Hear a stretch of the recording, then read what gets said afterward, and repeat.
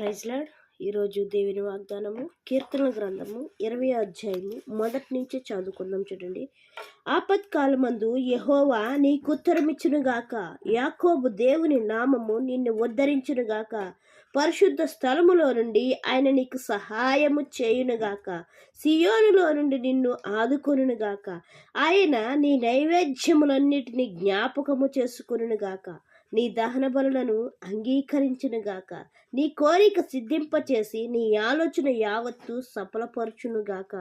యెహోవా, నీ రక్షణను బట్టి మేము జయోచ్ఛ్వాసము చేయుచున్నాము, మా దేవుని నామమును బట్టి మా ధ్వజమును ఎత్తుచున్నాము. నీ ప్రార్థనలన్నీ యెహోవా సఫలపరచునుగాక. యెహోవా తన అభిషక్తుని రక్షించునని నాకిప్పుడు తెలియను. రక్షణార్థమైన తన దక్షిణ హస్తబలము చూపును. తన పరిశుద్ధ ఆకాశములోండి అతనికి ఉత్తరమిచ్చును. ఇక్కడ ఎలాంటి దేవుడంట మన దేవుడు? ఆపత్కాలమందు యెహోవా నీకు ఉత్తరమిచ్చునుగాక. ఏ కాలంలోనండి? ఆపత్కాలమందు. ఎందుకంటే అన్ని కాలాల్లోని కూడా మనం ఏం చేస్తామంటే, మనకు అన్నీ ఉన్నప్పుడు మనకి దేవుడు అవసరం లేదు. కాబట్టి మనకి ఆపద వచ్చినప్పుడు ఆ ఆపత్కాలంలో ఎప్పుడైతే దేవుని కొరకు మనం ఎదురు చూస్తున్నామో అప్పుడు ఏం చేస్తున్నాడంటే అండి, ఆపత్కాలమందు యెహోవా నీకు ఉత్తరమిచ్చునుగాక. ఎప్పుడు ఇస్తున్నాడండి ఆయన ఉత్తరము? నువ్వు ఎప్పుడు ప్రార్థన చేస్తున్నావో అప్పుడు ఖచ్చితంగా ఆయన ఉత్తరం ఇవ్వడానికి సిద్ధముగా ఉంటున్నాడండి. ఎందుకంటే మన దేవుడు ఆపదల మొక్కువాడు కాదండి, కానీ మనమే ఆపదల మొక్కువాడుగా మనము పూజించేవారిగా ఉంటాం.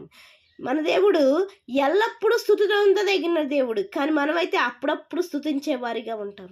అయితే ఇక్కడ ఏం చెప్తున్నాడు? ఆపత్కాలమందు యెహోవా నీకు ఉత్తరం ఇచ్చునుగాక.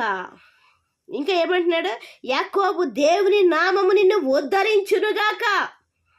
మనుషులు ఉద్ధరించరండి.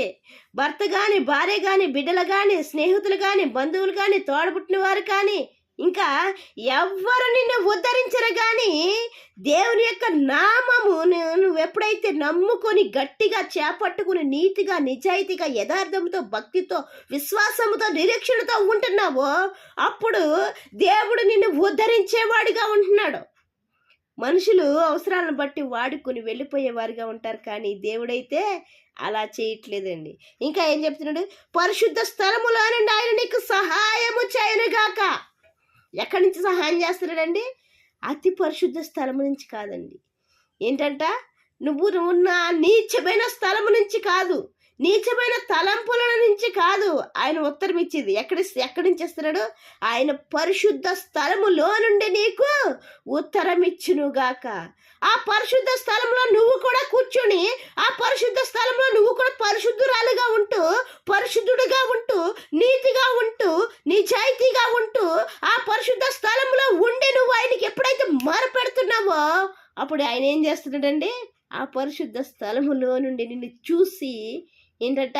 ఆయన కనుదృష్టి లోకమంతటా సంచారము చేయుచున్నది. కాబట్టి ఆ పరిశుద్ధ స్థలంలో నువ్వు ఉన్నావో లేదో, పరిశుద్ధముగా ఉన్నావో లేదో అని చూసి ఆయన ఏం చేస్తున్నాడు? పరిశుద్ధ స్థలములో నుండి నిన్ను ఏం చేసేవాడిగా ఉన్నాడు? పరిశుద్ధ స్థలములో నుండి ఆయన నీకు సహాయము చేయునుగాక. ఏం చేస్తున్నాడండి?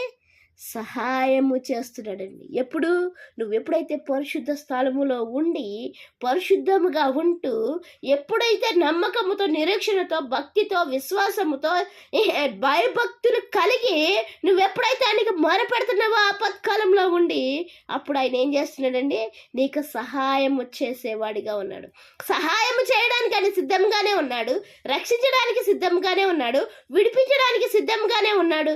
కానీ మనము పరిశుద్ధముగా జీవించట్లేదండి. మనకి జవాబు రాకపోవడానికి కారణం ఏంటి? మనము పరిశుద్ధముగా జీవించలేదు.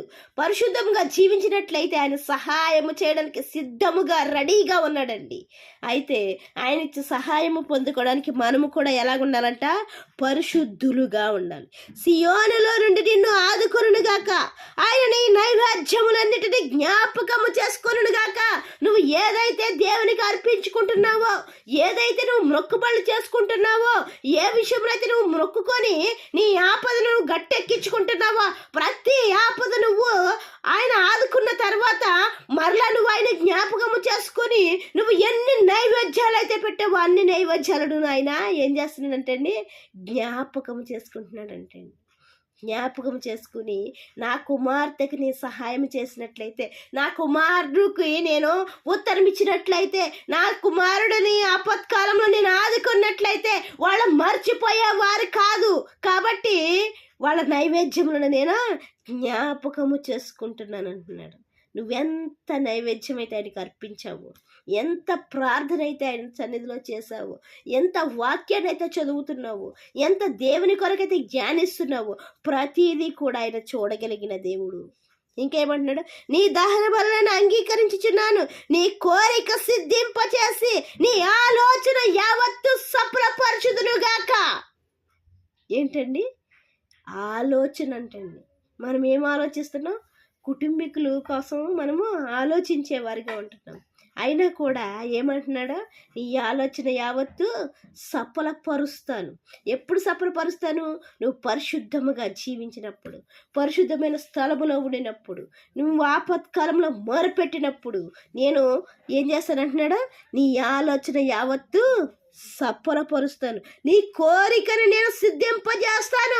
నువ్వు ఒకటి కోరుకుంటున్నావు, దానిని సిద్ధింపజేస్తాను, దాన్ని జరిగేటట్లు చేస్తాను, నేను సఫలపరుస్తాను. కానీ నువ్వు ఎలాగుండాలంట? పరిశుద్ధముగా ఉండాలంట, నీతిగా ఉండాలంట, యథార్థముగా ఉండాలంట. అలా ఉండినట్లయితే దేవుడు సహాయం చేయడానికి సిద్ధంగా ఉన్నాడు. ఆయన ఇచ్చే సహాయం పొందుకోవడానికి మనం కూడా సిద్ధపాటు కలిగి ఉందాం. దేవుడి చుట్టూ పరిశుద్ధ వాక్యం దీవించను గాక. వాక్య పరిచర్యలో మీ సహోదరి. ఆమేన్.